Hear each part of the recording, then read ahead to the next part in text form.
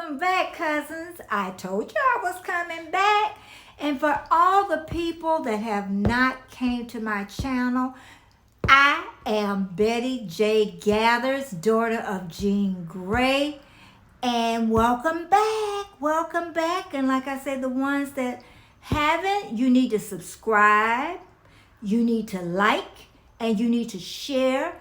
And you need to make sure you get all my notifications when I come on, because I am always coming back. My new videos go out on Monday, Wednesday, Friday. And sometimes if you're looking, I have some bonus ones on some other days. And I just want you to come on back. And if you keep coming back and you haven't subscribed, why? You tell me why you have not subscribed. Do you know how hard I work? Do you know that I am looking for you to come back? So come on back and hit that subscribe button. Today I want to talk about something I've been wanting to talk from my heart for a while. And that is about what nobody tells you about growing old. Because what happened, my mom passed when she was about 63, I believe, because it's been a while ago since my mom passed. You can see me sweat. Let me see if we can get me out this jacket real fast. But yeah, my mom died when I was about 63. So I think I might have been in my 40s. I'm sure, because my kids were still little. So maybe my late 30s.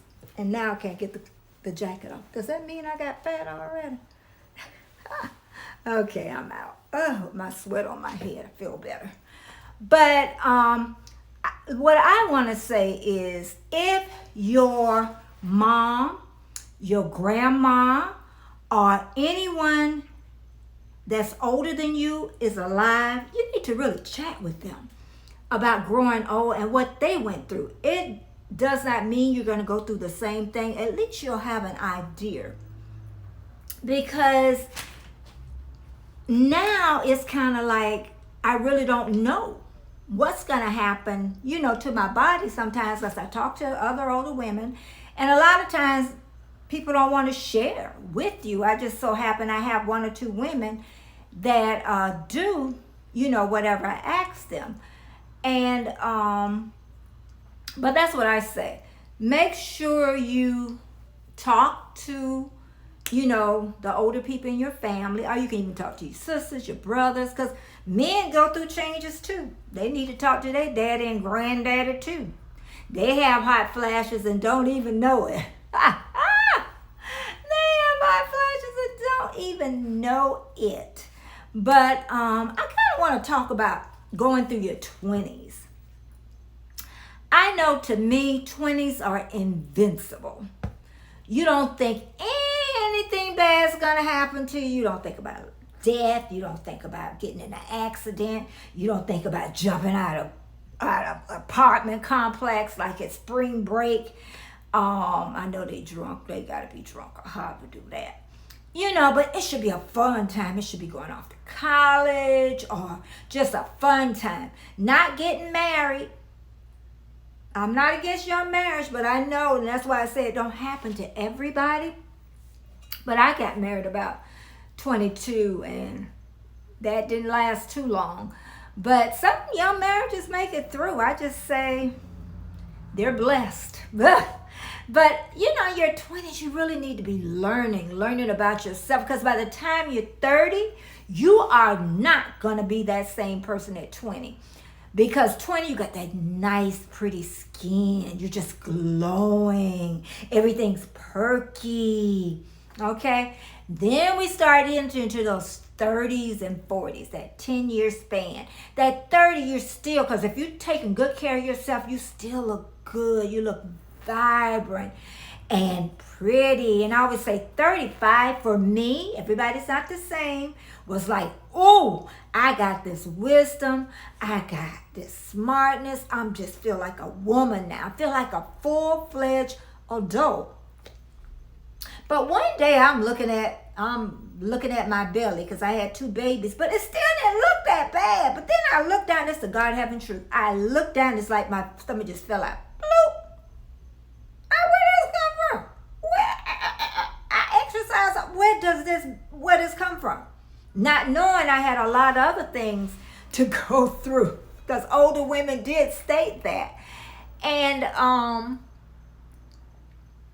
during this time too, this is when your hormones start twinkling around, and this is a time, a lot of time, women or men become depressed. You just don't feel like yourself anymore. And sometime in those mid-30s, some women start having hot flashes. I did, and the doctor told me I was having hot flashes too early. I was opening the refrigerator door and letting the air blast in, and then getting in front of the air and just sitting there trying to take all day. And you telling me I'm not having hot flashes? I don't need to take a test. I'm having something. I can tell you that. Then women are getting older than if they haven't had children. They're having problems getting pregnant. Usually they start having twins because those eggs are starting to misfire, because these are the eggs that you were born with, and that is all you're going to get, okay? That's one thing. And I said, I always remember that part of my life, and I am so happy because women in their 30s, we are so busy, and men, because we got our kids, and by that time, 30-something, 40-something, those kids are teenagers, and they are just all over the place. They want to drive, they want to do everything, they're dating, they're doing everything. And then we're getting the mammograms, we're getting callbacks. Oh God, what's wrong? I've been there. I know a lot of you been there. Oh God. Oh, it's just fibrocystic. Okay. Then you do the Pap Smear. Why? I got to do an ultrasound. What's an ultrasound? Oh, that thing where they go internally with you and insert to see if your ovaries and your uterus ain't got no growths on them. Oh, callbacks, mammograms, Pap smears. What else we got? We got the blood work. Seems like I'm missing something us women go through all the time. Blood work. But you know what? I really did not worry about blood work until I probably was in my 40s. And I really narrow. I just got mine the other day. I read that thing like the Bible. Okay, and that's another thing. You want to make sure you get your folder. Keep all your medical things in that folder. And then you don't have to go looking, or if you have to go to a new doctor or a specialist, you'll have that folder with you. Okay? But yeah, those 30s, like I said, they can be exciting, especially if you're taking care of yourself.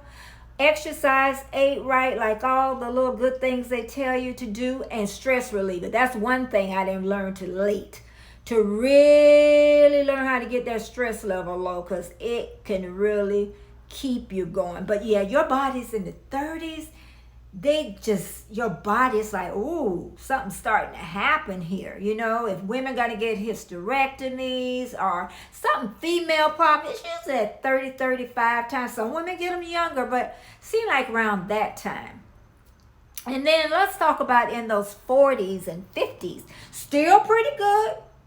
Okay, I thought I was looking real cute in my 40s. Okay, I was still, but you know, it's still, your body is just going through so many changes. I said depression sets in, and then the next day you're fine. Like I said, the kids are getting older. And then some kids and some people, their kids are starting to get ready to leave the nest. Some women really suffer bad with empty nest syndrome. And but I didn't have that. I hate to say that. I did not have the empty nest syndrome. I didn't have that. I just had, the teens just take so much out you. Nobody told you. You see that pretty little baby, and they grow up to be teenagers. And even the good teenagers, they still run you crazy. But like I say, those 30s and 40s, and then the 50s and 60s, they hit. I still was doing good because I still felt good. I don't know, maybe all the exercising, because I ran a lot. I always make sure I ate good. One time I went through the vegan thing for a while. I did quite a bit of things to make sure I took my vitamins and all that stuff, but they told you a long time ago not to. They really didn't do any good for your body. Just a lot of good things I did for my body. And so the 50s really where people, the knees start going out, they start getting diabetes, high blood pressure, I'm trying to think high cholesterol. Some of that stuff is genetic too, but you can really try your best to fight against it with with things that even the doctor tell you to help with, or the dietitian. Some people go holistic, some people go to the chiropractor. So they do a lot of different things to make you feel better. But what happened in my 50s before I hit my 60s was my face started changing. I'm like, oh, I don't look the same when I wake up in the morning. You should have seen me. I used to hurt me, put some makeup on my face.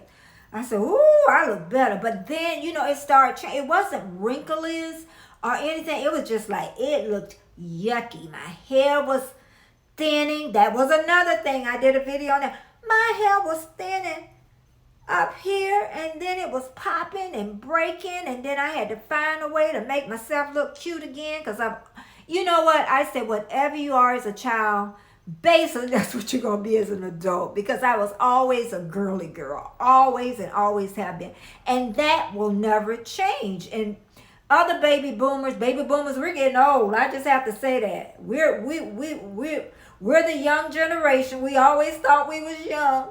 We always wore those short dresses, remember, girls? But, and still do, some baby boomers. But you just want to know that face starts changing. Your skin, your skin gets, for me, I have to say that, my skin got really, really dry, because in my 50s too, menopause happened. A great menopause. You're everywhere. You're like, what is the matter? Everything's just starting to get dry. Your skin, you just like, what is happening? I had this great vibrant skin, and now this is starting to happen. I'm having hot flashes. I'm having cold flashes. That's one thing I was telling my sister. I can't remember my mom telling me about cold flashes.